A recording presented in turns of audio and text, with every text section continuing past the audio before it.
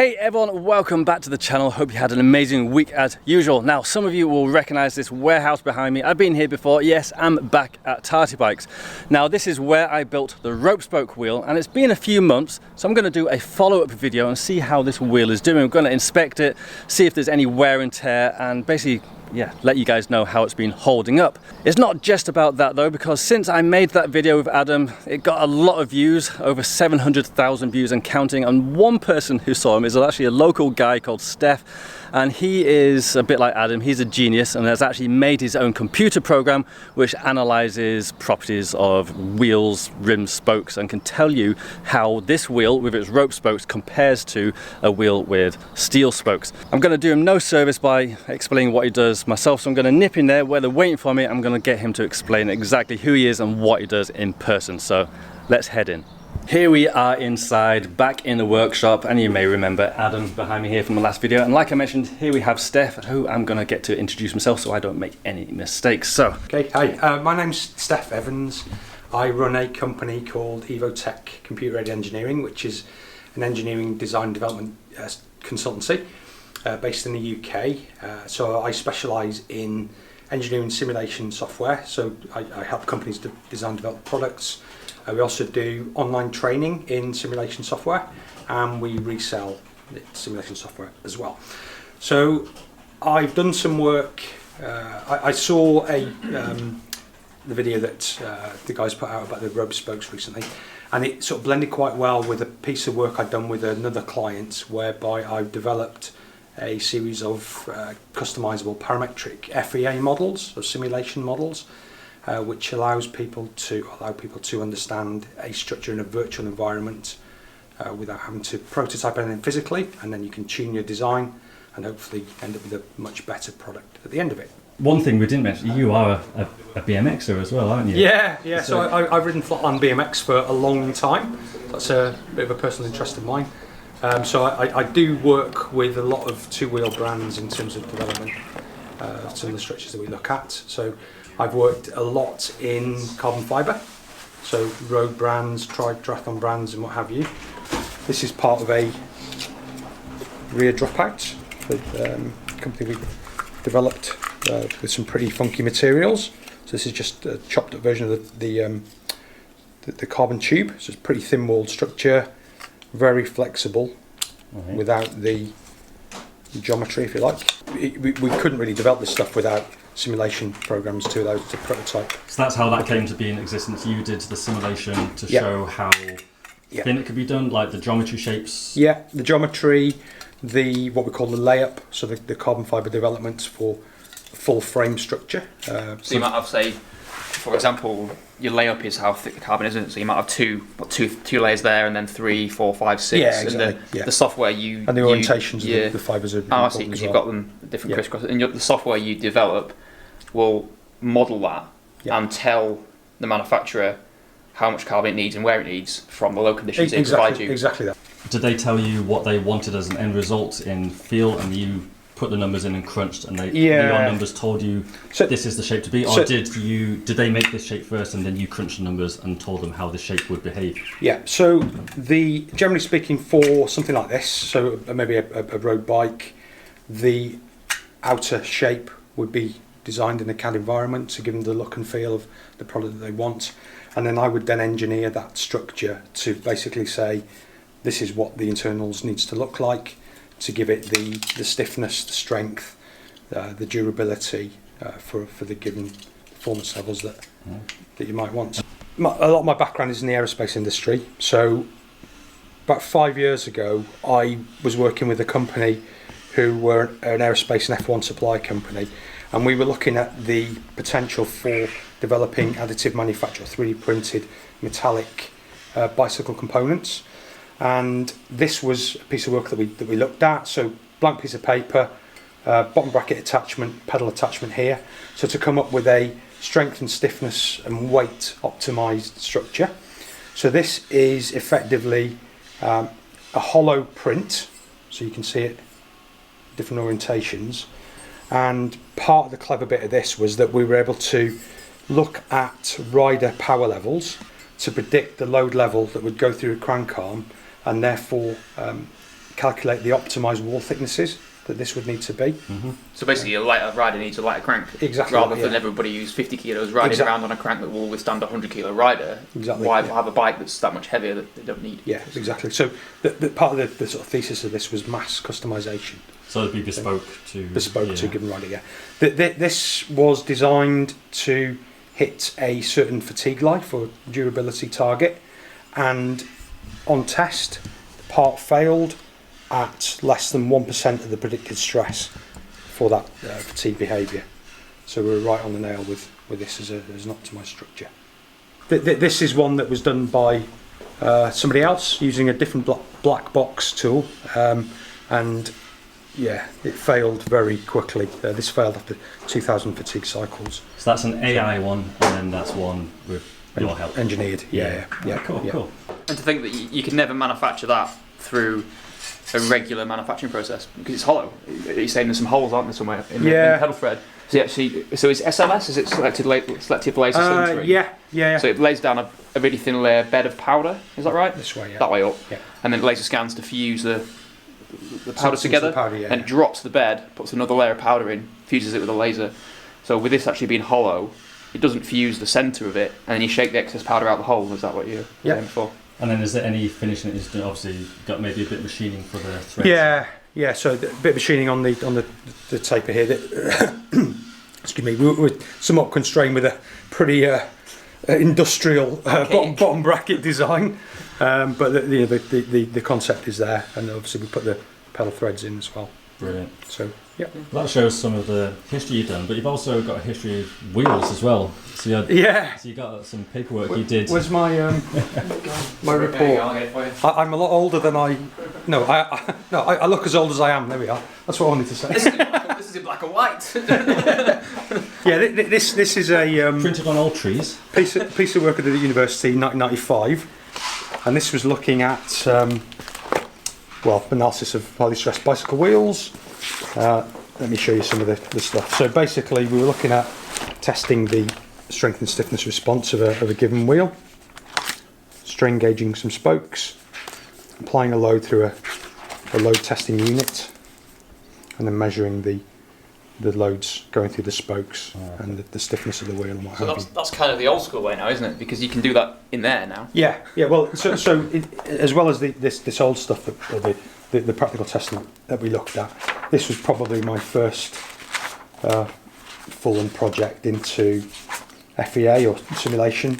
So where we build a simulation model of the wheel, and then apply the loads and look at things like the spoke tension and strengths as they're developed.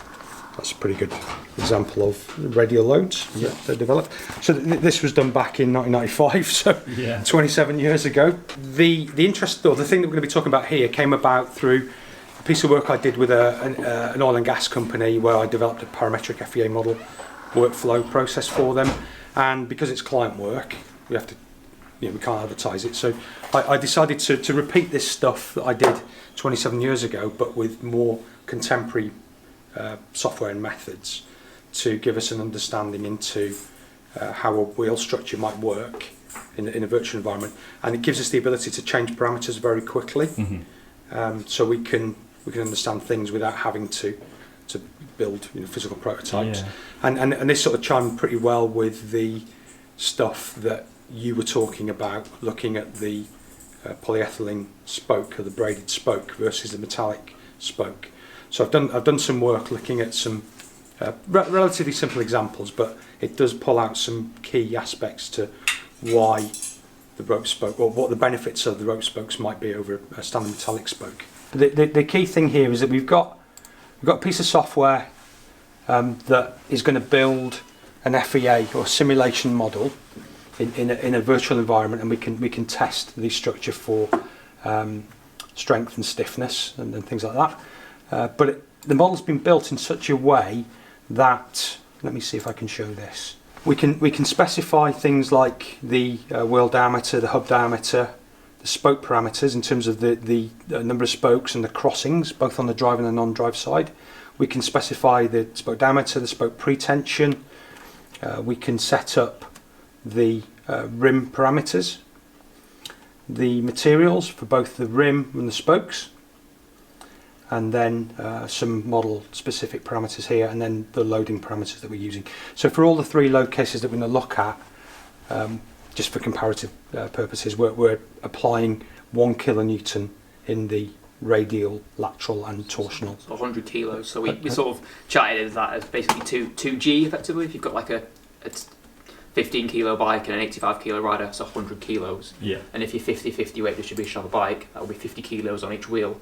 So we're going to quite increase it to 100 kilos on each wheel. So 2G. Potentially quite conservative. You could you put any figure in here? Yeah. I think the key thing here is that this is more to show the influence of switching from a metallic to a rope spoke. So we're not going to full failure or anything, just like some of the differences? No, it just to, like I say, pick out the differences under those load levels, okay? Yeah. So typically what I would do is just play a macro that's been recorded, and that would read in the parameters from the spreadsheet. Yeah. You use your software to create a 3D model via a layman's input, effectively? Yeah. So you say, I want a 32 hold wheel and a 30 mil wide rim and a 2 mil thick spoke, and it builds this 3D model that otherwise somebody would have to spend weeks or days building. Yeah. But you can also do the same thing for a bike frame, a crank, a pair of forks. Yeah. And you can apply that to other parts of the bike or anything else that has any sort of design in it. You know, you've worked with industry, aerospace, oil and gas, everything like that. So. So I did a quick time of this. So it takes about 75 seconds to build the wheel and solve it. It's even faster than me and you, Ali. Disappointed. The key thing here is that we've parameterized the model, which means we can change parameters and rerun the simulation again really quickly. So with a normal FEA, you have to build it. You have to physically build it. Okay. So basically, it's a time saving. You don't have to have the model. You just have to have the numbers. Yeah. Okay. It's easy to run multiple tests by just say, I'm going to try it with a 25 mil wide rim rather than a 35 mil wide rim. So you just change a 2 to a 3 and hit go, and that's it. It's done. Yeah. You don't have to go and design a whole new CAD model. Yeah, exactly. Okay. Exactly. Yeah. So it's just running through some of the numbers now.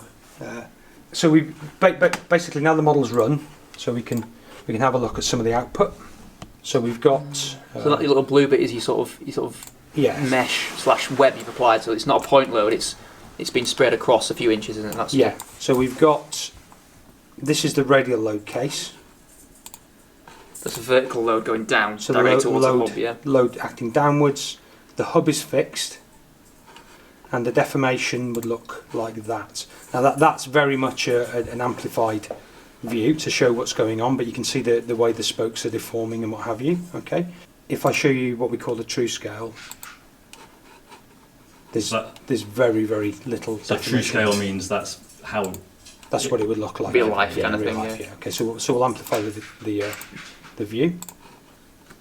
Yeah. Okay. So that's the response to the radial load. Okay. We've got the lateral load, which is the load acting from the side. So we've got the load acting in this way, and that's what it looks like. Again, massively amplified in terms of the. It's interesting. Scale. What I've just noticed is obviously the load has been applied up here, but the variation in spoke tension because of that load is affecting the bottom of the wheel as well. Well, when you showed it to me earlier, I was actually going to mention that because I thought that was interesting as well. That moving the top moves the bottom as well. The whole thing is moving as a system, isn't it? Yeah. I guess it makes sense, doesn't it?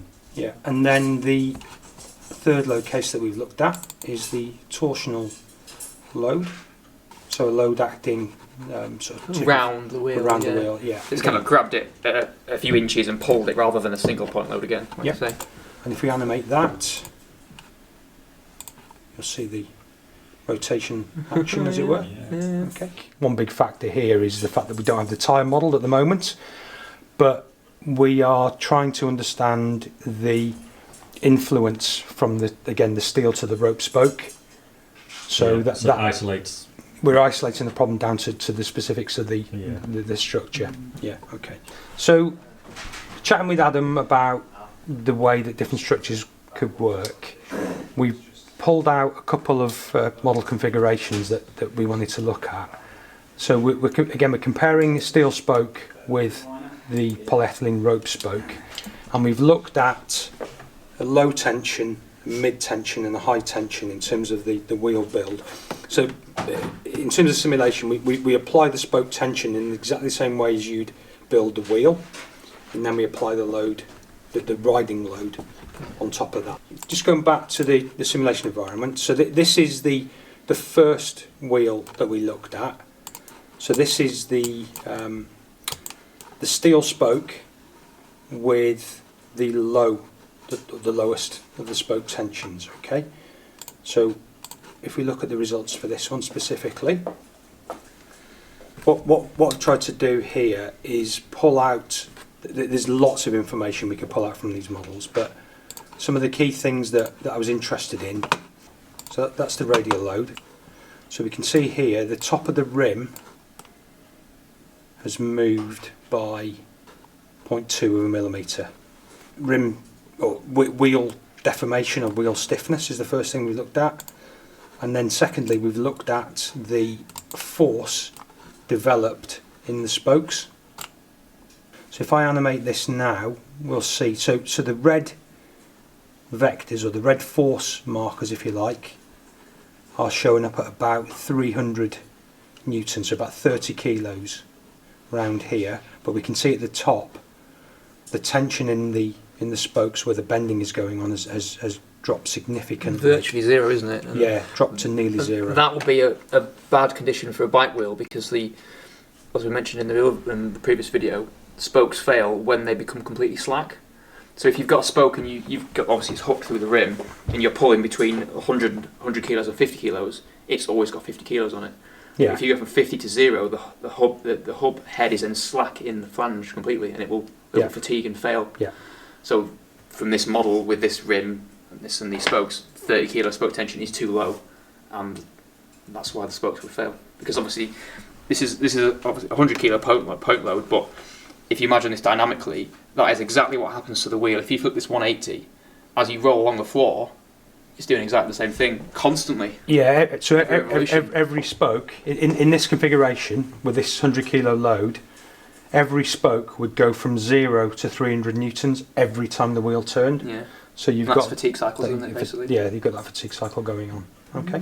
So if I was to just animate this plot, you'll see the wheel deforming and the way that the load distribution is changing through the structure.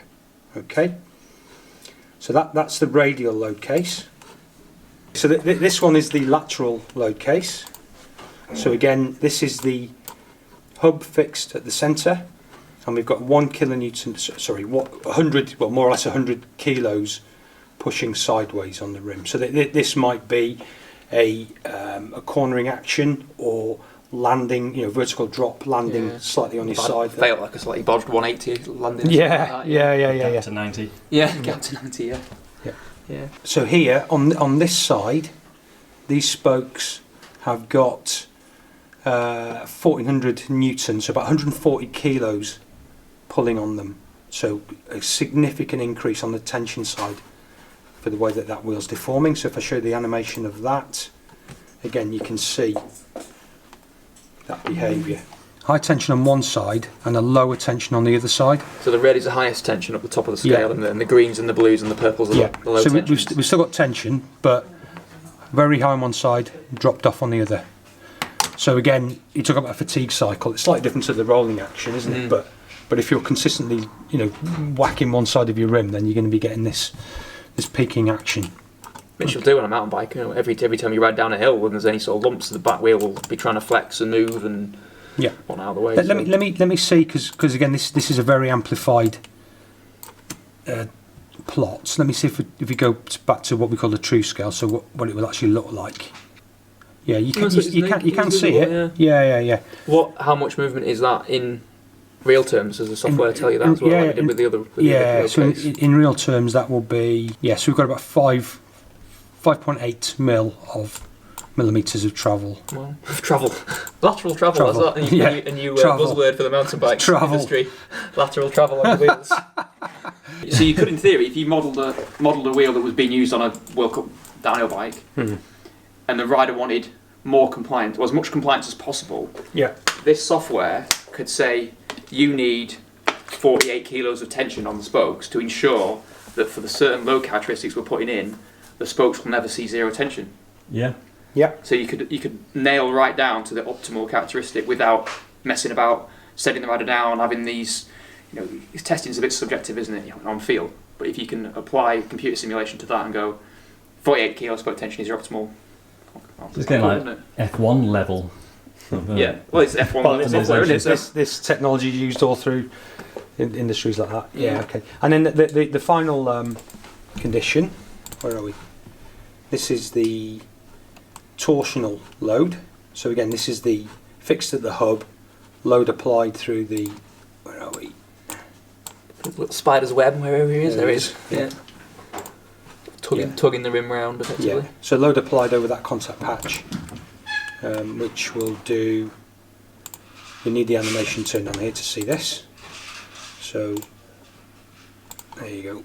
That is effectively twisting the wheel, okay? So sort of, obviously wheels built with leading and trailing spokes on a cross pattern like that. Yep. So one of them will be effectively stretching and one of them will be shortening in order to have that effect happen. Exactly. So you'll be adding to the pretension on one side and reducing on the other. Yeah. The true scale displacement. So again, 100 kilos of torsional load. You'd have to equate that into a sort of braking force or grip force, if you like, based on the speed of the rider or speed of the bicycle. It's probably quite realistic based upon see that. Like a tyre coefficient of friction and the amount of weight transfer you get. So a stoppie, you'd put all your weight on the front wheel and you've got enough coefficient of friction so you don't skid. So it's 100 kilos worth of load, isn't it, at the tyre contact patch? There you go. That's the visualization of the force developed in the in the spokes. It's bonfire night. Pretty psychedelic, that one, isn't it? Yeah. Can we pause it at like maximal loading condition? That would be quite useful to see. So you can see here that the spokes that have been pulled have a increased load on them, and the spokes that are not being pushed but are not being stretched as much have a much lower load. So looking at the chart though, so that's 1,000, is it? One times 1,000 newtons, so 100 kilos. Yeah. So your light blues down here somewhere, dropping right down. 350, is that? Yeah. So there's a massive difference in tension between the spokes. You've got 1,000 newtons in one and 330 in the other. Yeah. And that's a fatigue cycle again, isn't it? Think about the braking action. So you're putting over 1,000 on one side and less than 300 on the other side. Yeah. You've got that action working against each other all the time. Maybe that's why rear wheels fail more often than fronts, because you've got a braking action in one direction and then a torque action from acceleration in the other, whereas your front wheel's only just having the braking action, isn't it? Yeah. So I did my wheel building tutorial where I showed you how to lace pretty much every common spoke pattern, and I mentioned that radial spokes don't handle the torque forces very well. This software shows exactly how much they can't handle it or can handle it, which is really interesting. So it's really cool to see the theory almost confirmed by a piece of software. Yeah, that's basically showing how we can build these models really quickly and update them and look at the changes to the various parameters. So what I've done is I've looked at, where are we? There's quite a lot of stuff on here, so I'll try and keep it as simple as possible. So here we're looking at two different things. So we've got on this axis the safety factor, which is basically a measure of the strength in the spoke. So we've looked at the maximum load developed in the spoke and compared that with the maximum load that spoke can take. And then on this axis we're looking at the displacement of the rim. So under the vertical load we've got displacements for 6 different configurations. So we've got 3 steel spokes and 3 polyethylene at low, medium and high tension. The displacements are pretty small. You can see there's a subtle increase in displacement from the steel up to the polyethylene. But really it's a sort of negligible change given the size of the magnitude of the displacement. Yeah, so it's like 0.25 to 0.32 mil or something? It's not much at all, is it? Yeah, so 0.23 up to 0.33. Yeah. And then when we look at the safety factor, so if we compare the steel spoke at low tension with the polyethylene spoke at low tension, i.e. this point and this point, they're more or less the same. Mid tension, this point with this point, they're more or less the same, and this point with this point, more or less the same. So from that data, we can basically say that we've got small displacements, and therefore the wheel stiffness under vertical load is more dominated by the radial rim stiffness rather than the spoke type or tension. Which you'd expect, because if you're pushing down on a rim, the reason that the wheels work is that the spokes are under tension, so you can't, when you try and compress a spoke, it doesn't have any stiffness or strength inherently, does it? Yeah, so all you're doing is pressing the rim away from the spoke head, the nipple head, effectively. So I would expect the rim is doing all the work in that low condition. We've got basically marginal difference in the safety factor, so there's no difference in wheel strength between the steel and the rope spoke. Okay, it's looking like obviously in the vertical loading and condition as well, but the safety factors we're seeing are really quite high, sort of, they're 500, 1,000% as strong as they need to be to withstand that load. So that's almost, the wheel is just chilling in it basically. It's not really under any force at all, under any stress at all. Yeah. So actually that's a good point, because when we then move on to the lateral load case and the torsional load case, so there are some significant differences here. So if you look at the safety factors first of all, they are more or less the same between the steel and the polyethylene.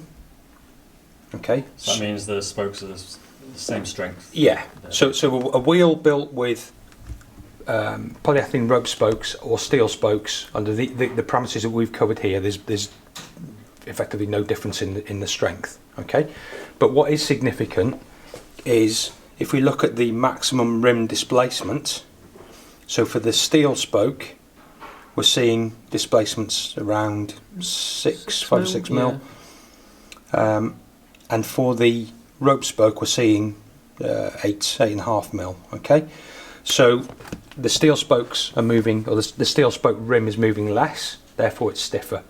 Okay, that's for the lateral load case, and we see the same relationship for the torsional load case as well. Okay, so the safety factors are more or less the same, but the stiffnesses show a significant difference from the steel to the polyethylene. One thing as well is, we talked about it we mentioned that I think in the rope spokes video, that build a wheel with tighter spokes statically doesn't mean the wheel is stiffer, and you can see that in the lateral load maximum displacement here. It's a completely flat line within 0.01 millimeters. Actually, your software shows slightly more displacement for the stiffer spokes, for the tighter spokes. In both cases, which is. But it's a negligible difference across the different spoke tensions. Yeah. So, but that step there from steel to the rope is a big change. Is very obvious, isn't it? So basically, what we're concluding is the steel and rope spoke strength. They're not going to build a weaker wheel, but you're going to have a slightly flexier wheel with the rope spokes. Yeah. Okay. And it's up to you to conclude whether that's a good or bad thing. Yeah. I suppose the other thing as well, just to touch on the way that this model works, is that because we've now got the the ability to change the build parameters, so the wheel parameters, spoke parameters, all this stuff here, we can really play tunes with different configurations to understand the optimal wheel for what we're trying to do. The other thing as well, which people talk about, is the damping properties of the rope spoke over the steel spoke, and it's fairly straightforward to look at the maybe an impact and then the way the energy dies away for a given structure. But one of the difficulties for the rope spoke in particular is how do we calculate those, how do we measure those that energy dissipation. So off camera earlier you were saying that flexibility is different from damping. Yeah, exactly. Yeah. So okay. Yeah. I mean, that's something we could look at, isn't it? Well, I think we said earlier that basically damping is when energy is into something and then how quickly it can decay and get rid of it. Whereas flexibility would almost stop that energy being put into the product to begin with. Yeah. It's a bit like sort of putty versus rubber. Yeah. You can deform them the same amount for the same amount of force. Yeah. But the putty just stays there, whereas the rubber wants to snap back. That's the sort of difference, I guess, isn't it? Yeah. Pretty simple analogies, but I mean, there are some companies that talk about the energy dissipation for a rope spoke wheel, aren't there? You know, again, if we had numbers for those characteristics, we could plug them into this model and understand. Yeah, but yeah, I mean, pretty simple example here, but just sort of illustrative of how a simulation model can give you an understanding of a piece of structure, you know, without having to physically prototype stuff. I've got to save loads of time, God's sake. But also doing it in this sort of parametric manner means that you can build. Yeah, so again, this model takes 70 seconds to build and run. You know, to do it manually in this environment, you'd be talking hours, if not days. You know, just to look at one design cycle. Right, hopefully you guys could follow along with that. I could just about, but yeah, that's some pretty complex stuff. I think it's really interesting. The software is developed. Could be really useful for the downhill riders. I know wheel deflection is coming super interesting. People are really interested in how flexible wheels are, lateral deflection, stuff like that. So get out there, get to these manufacturers, or if you're watching this and you know any manufacturers, reach out. And actually, where can we find you? Okay, so my company is called Evotech Computer Aided Engineering. Yeah. And the website is at evotechcae.com. Brilliant. I'll put this down below. So yeah, get in touch if you want to know anything like this. Or it's not even just wheel stuff. You do everything, don't you? Trains, planes, automobiles. Yeah. He knows his stuff. So yeah, reach out to him. I'm sure he'll help you out. Lovely. Thanks so much. Thank Give you, it a fist bump. Pow. So now we've had our talk with Adam and Steff. We've pretty much determined that the rope spokes are as strong as steel spokes, but slightly flexier. However, with a rim as stiff as I have, I must admit I've not noticed any difference on my bike at all. And speaking of spokes, how are mine holding up? Well, certainly I've not noticed any physical damage with them. I've not noticed any issues. I have had to tighten them up a couple of times. However, since coming here, I've given them a closer inspection and there is a little bit of wear and tear happening. The only thing. We get a second opinion from Adam here. Yeah, there's a couple on this and on this side that have got a bit frayy, but they're right next to each other, and the fraying has come from one direction on this one, which is the same direction as there's some fraying on that one. So I don't know if it's been like scuffed or caught, because the rest of them look really good on both sides of the wheel. Yeah. So there's no damage on the actual length of spokes. No, the middle of the spokes are all good, aren't they? Yeah. Even where they've been rubbing against each other, there's no real wear and tear going on. It's all still nice and tight, and no real wear here either, and no signs of fraying, which is the same on mine as well. So. And your soldering is holding up well. It's good to see. Yeah. Every soldered joint is looking good. I've had a quick look around. Can't find any signs of stress or what have you. So it's just a couple of these, which are that one and that one. Yeah, so ever so slight scuffs. But what do you reckon? Are they weakened much? Or? Definitely weakened, but what's that? Probably less than 10% of the overall amount of strands in the rope has been weakened. So, I mean, the sort of safety margins we're looking at on the simulation, you know, the maximum load of the spoke that the spoke sees is getting towards a third of the braking load of the spoke. Yeah. So if you're reducing the braking load of the spoke by say 10%, you're still nowhere near the maximum load. So either way, it's working. Yeah, it's working. I've not noticed any negative effects from having these on my bike, so I'm going to continue running and see how we get on. Cool. So there we go, everyone. Hope that video was interesting for you. My original rope spoke video I did with Adam is closing into 800,000 views, which is insane for quite a geeky video. So thanks so much for watching that, dropping a comment.